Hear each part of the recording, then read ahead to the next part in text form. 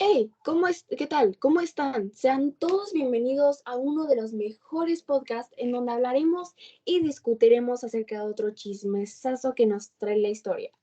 Aquí dándole como siempre con un tema súper interesante que definitivamente te va a dejar con la boca abierta.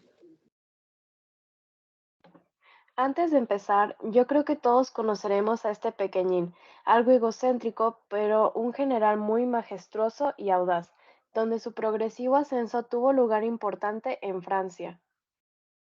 Ahora que todos sabemos que estamos hablando de Bonaparte, continuemos. El tema que vamos a tratar hoy es acerca de la cara de la derrota napoleónica en la fría Rusia. Sálvese quien pueda.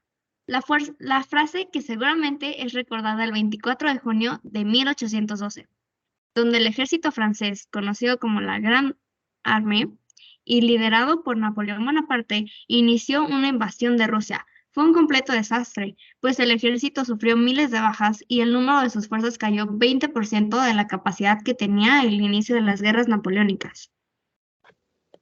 Los soldados muertos colmaron las fosas comunes abiertas y deprisa y corrieron en distintas ciudades durante su retirada por las bajas temperaturas que estaban destrozando todo lo que podían. Una temperatura corporal demasiado baja afectaba al cerebro y hace que la víctima no pueda pensar de forma clara ni moverse claramente. En 1807, después de su derrota del ejército ruso en Friedland, Napoleón viajó a Tilsit para encontrarse con el emperador ruso, Alejandro. Durante su célebre encuentro, los dos emperadores formaron una amistad e hicieron una alianza, pero no fue para durar. Sus relaciones se enfriaron dramáticamente y los rusos estaban irritados por la creación de Napoleón de un ducado de Varsovia en Polonia.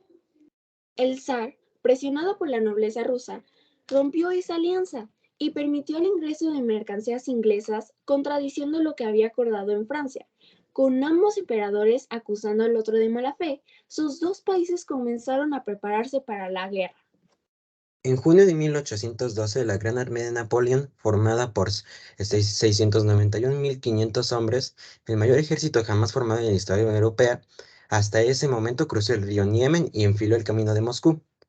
Aun cuando la marcha se realizó en verano de junio de 1812, el ejército tuvo problemas de logística y de agua para sus sedientas tropas, y se movía lentamente. El 17 de agosto se enfrentaron primero en Smolensk y el 7 de septiembre Napoleón derrotó a las tropas rusas dirigidas por Kutuzov en Bordino. Una sangrienta batalla en la que murieron 4.000 rusos y 20.000 franceses. Esa victoria le abrió a Napoleón el camino a Moscú. Al llegar a la capital, al llegar a la capital rusa, Napoleón entró finalmente en la ciudad fantasma, desalojada de habitantes y vaciada de suministros.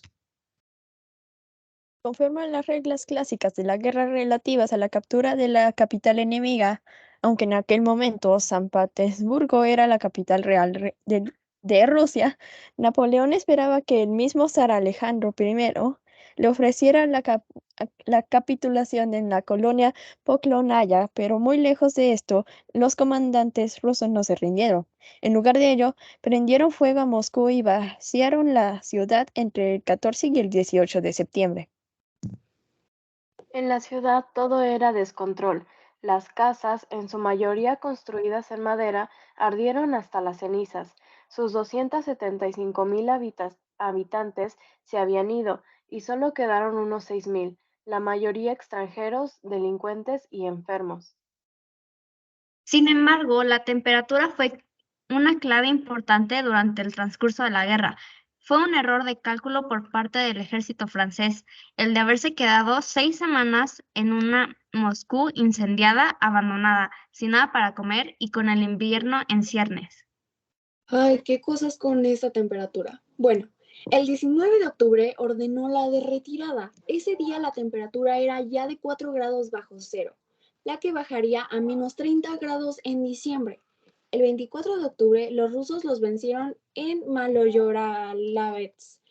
Sus soldados no tenían ropa de invierno, hambrientos, enfermos, muchos con sus extremidades congeladas, sometidos a continuos ataques de guerrillas y perdieron la disciplina.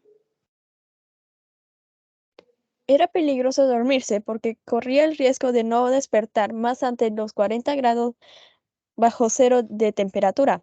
Todo esto fue una ventaja para el ejército ruso, ya que posteriormente hubo deserciones masivas de soldados exhaustos, temerosos de los ataques sorpresivos de la caballería ligera rusa y de campesinos detenidos en Guiller- Guillerri- Guerrilleros. Perdón. Sí, sí. Ah, ok, ¿sabes qué? Podemos recortar esa parte ya. Entonces la repito.